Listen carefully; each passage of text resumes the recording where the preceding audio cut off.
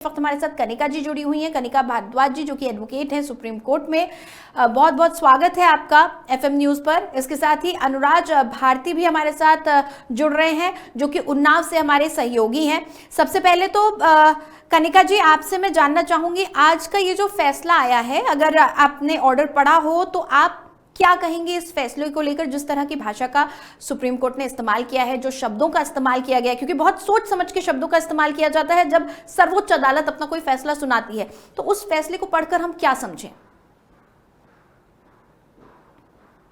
Merit पे या ground पे कोई ऐसा फैसला लिया ही नहीं है। सुप्रीम कोर्ट ने सिर्फ सीधा सीधा बोला है कि जो दिल्ली हाई कोर्ट का ऑर्डर है वो स्टे किया जाएगा, और उसका जो रीजन बताया गया है वो ये बताया गया है कि जो गवर्नमेंट ऑफिशियल यानी कि जो एक्ट में लिखा गया है पब्लिक सर्वेंट, उसकी जो डेफिनेशन है, तो सुप्रीम कोर्ट कह रहा है कि सच में वो कंफ्यूजिंग डेफिनेशन है। सुप्रीम कोर्ट कहता है कि उन्हें देखना है कि जो एक्यूज्ड है क्या वो पब्लिक सर्वेंट की श्रेणी में आता है या नहीं आता है, एक गवर्नमेंट ऑफिशियल कहलाएगा या नहीं कहलाएगा। क्योंकि देखिए, एज पर द एक्ट, जैसे कोई पुलिस ऑफिशियल है या कोई ऐसा इंसान है जो गवर्नमेंट की सीट पे बैठा हुआ है, उसको तो आप डायरेक्टली कह सकते हो कि भाई ये गवर्नमेंट ऑफिशियल है या ये पब्लिक सर्वेंट है। बट क्या कोई विधायक, कोई एमएलए इस श्रेणी में आता है या नहीं आता, सुप्रीम कोर्ट अभी ये देखेगी। तो इसलिए सुप्रीम कोर्ट ने कहा है कि अभी फिलहाल, क्योंकि वेकेशंस भी हैं और वेकेशन बेंच ने फैसला सुनाया है, तो फिलहाल जो है वो दिल्ली हाई कोर्ट का ऑर्डर स्टे कर दिया गया है। बट सुप्रीम कोर्ट आगे देखेगी कि क्या ये पब्लिक सर्वेंट थे या नहीं थे, उसके बेसिस पे डिसाइड होगा कि दिल्ली हाई कोर्ट ने जो फैसला लिया है वो सही है या गलत है। ठीक है। अनुराज, एक बार आपसे जानना चाहेंगे कि उन्नाव में आज के फैसले के बाद किस तरह की प्रतिक्रियाएं आ रही हैं, लोग क्या कह रहे हैं उन्नाव के? जी बिल्कुल। जो अब आज का फैसला है सुप्रीम कोर्ट का, उसके बाद जो गांव के लोग हैं वो कैमरे पर तो कुछ नहीं बोल रहे हैं। इसके बाद जो माथी गांव का नजारा रहा है, वहां भी सन्नाटा पसरा हुआ है। हाईकोर्ट के निर्णय के बाद जरूर कुलदीप सेंगर के मोहल्ले में और घर के बाहर आतिशबाजी कर लोगों ने जश्न मनाया था, खुशी जाहिर की थी। लेकिन आज का जो निर्णय है, जिस पर सुप्रीम कोर्ट ने हाई कोर्ट के निर्णय पर स्टे कर दिया है, उसके बाद एकदम सन्नाटा पसरा हुआ है। कुलदीप सेंगर के घर पर ताला लगा हुआ है।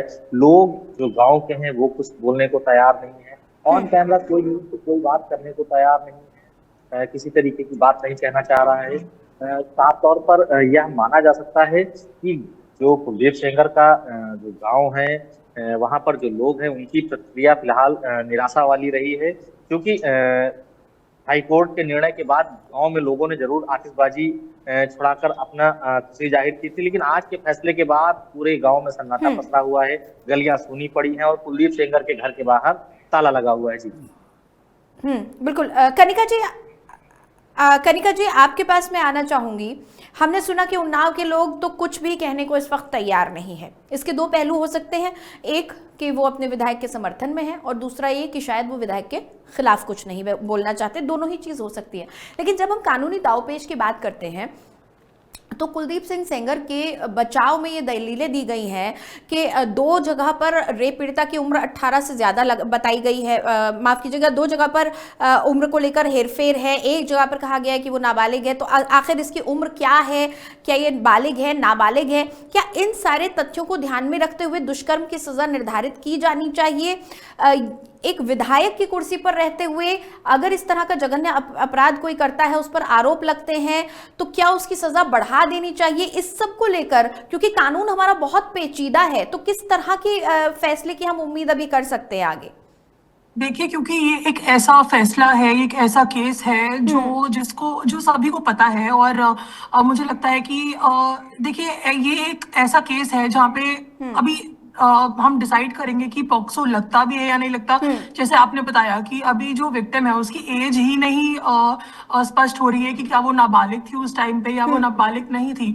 तो उनके अदर जो डॉक्यूमेंट्स हैं, जैसे कि 10th की मार्कशीट होगी या उनके जो स्कूल के एडमिशन के डॉक्यूमेंट्स होंगे, वो सारे जो सेकेंडरी एविडेंसेस में आते हैं वो सारे अभी वेरीफाई होंगे और पता चलेगा कि उनकी जो उम्र है वो क्या है। बट अगर मान लीजिए कि वो चलिए 18 साल से ऊपर की थी उस टाइम पे, मान लीजिए कि वो नाबालिग नहीं भी थी, उस केस में अगर मैं कहती हूँ पॉक्सो चलिए अट्रैक्ट नहीं हुआ, लेकिन रेप केस तो अट्रैक्ट होगा। सेक्शन 376 जो आईपीसी का है वो तो अट्रैक्ट होगा, जिसमें जो मैक्सिमम सजा है वो लाइफ इम्प्रिजनमेंट भी है और डेथ भी है। तो अगर पॉक्सो में उनको सजा नहीं मिलती तो कहीं ना कहीं 376 में तो उनको सजा मिलनी ही मिलनी है। तो ये अभी डिसाइड करेंगे, पॉक्सो लगेगा कि जो बीएनएस के सेक्शंस हैं वो लगेंगे, बट कहीं ना कहीं इससे कोई फर्क पड़ता नहीं है ज्यादा। हाँ, ये जरूर चीज है, देखिए पॉक्सो में क्या कहा गया है कि सेक्शन 5 और जो सेक्शन 6 है वो ज्यादा सीरियस मैटर लिए गए हैं। उसमें मिनिमम सजा जो है वो 20 साल दी गई है और मैक्सिमम सजा जो है वो डेथ दी गई है। तो अभी जो अट्रैक्ट हुआ है सेक्शन, वो सेक्शन 5 और सेक्शन 6 अट्रैक्ट हुआ है, जिसमें मिनिमम पनिशमेंट है 20 साल।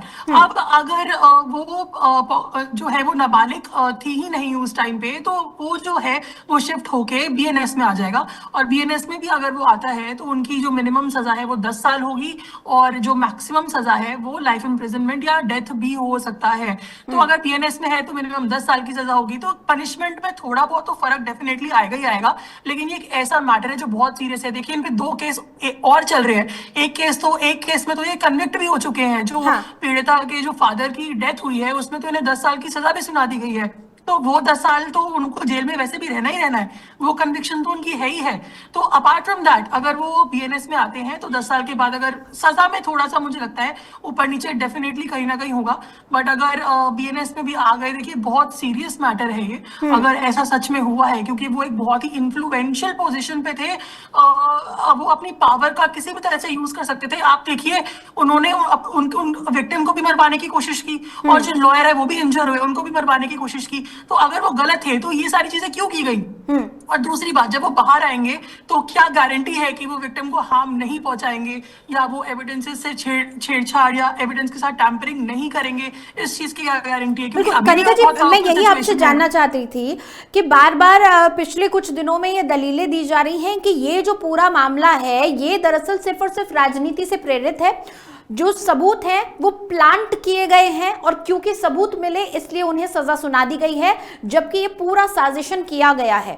ऐसे में ये बड़ा सवाल उठता है कि अगर ये सब कुछ साजिश थी तो जो पीड़िता के पिता के साथ हुआ वो क्या था? जो वो गाड़ी का एक्सीडेंट हुआ, उनकी मौसी का देहांत हो गया, उस हादसे में 3 लोगों की मौत हुई, उस पीड़िता ने महीनों अस्पताल में बिताए, तो फिर वो क्या था? क्या ये सब कुछ राजनीति से प्रेरित इतना बड़ा मामला बना दिया गया कि पीड़िता को भी अपनी जान की बाजी लगानी पड़ी? देखिए मुझे कहीं ना कहीं नहीं लगता कि ये कोई पॉलिटिकल इशू है, क्योंकि जब उस लड़की ने कंप्लेंट की होगी तो उस टाइम पे ऐसा कोई पॉलिटिकल इशू नहीं होगा।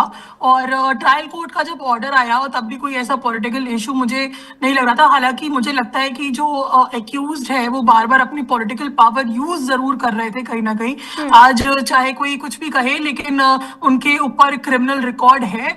अगर आप उनको कई लोग हैं जो उनको डिफेंड कर रहे हैं, उनको बचाना चाहते हैं, बट वो ये ना भूले कि वो ऑलरेडी एक केस में कन्विक्ट हो चुके हैं। ऑलरेडी उनको 10 साल की सजा मिल चुकी है, तो डेफिनेटली कुछ ना कुछ तो है। कनिका जी, छोटा सा जवाब मुझे दे दीजिए, ऑडियो क्लिप्स को लेकर कोर्ट में क्या मान्यता है? बहुत छोटा इसका जवाब दीजिएगा 10 सेकंड में। ऑडियो क्लिप्स देखिए परमिसिबल है, एडमिसिबल हो सकती है, लेकिन वो ऑडियो क्लिप्स जेन्युइन होनी चाहिए, एडिटेड नहीं होनी चाहिए। एफएसएल हो सकता है ना उसका? एफएसएल में पता चल जाएगा जेन्युइन है ऑडियो या फिर एआई जनरेटेड है या डबिंग है? बिल्कुल बिल्कुल। तो अभी उसका आई थिंक प्रोसेस बाकी है, एफएसएल होने दीजिए उसका। वो पता चल जाएगा कि ये वीडियो जेन्युइन है या नहीं है, तो सच तो सामने आ ही जाएगा। चलिए, बहुत शुक्रिया कनिका जी एफएम न्यूज के साथ जुड़ने के लिए। बेहद संवेदनशील मामला है, चारों तरफ से न सिर्फ मीडिया का बल्कि पब्लिक का प्रेशर है, राजनीति भी इस मसले पर खूब जमकर हो रही है। लेकिन फिलहाल जो अच्छी खबर उन्नाव रेप केस पीड़िता के लिए है वो ये कि सुप्रीम कोर्ट ने कुलदीप सिंह सेंगर की जमानत पर फिलहाल रोक लगा दी है। हालांकि कोर्ट ने कहा है इस मामले पर कई ऐसे पहलू हैं जिन पर विस्तार से चर्चा की जानी है, विस्तार से विचार किया जाना है।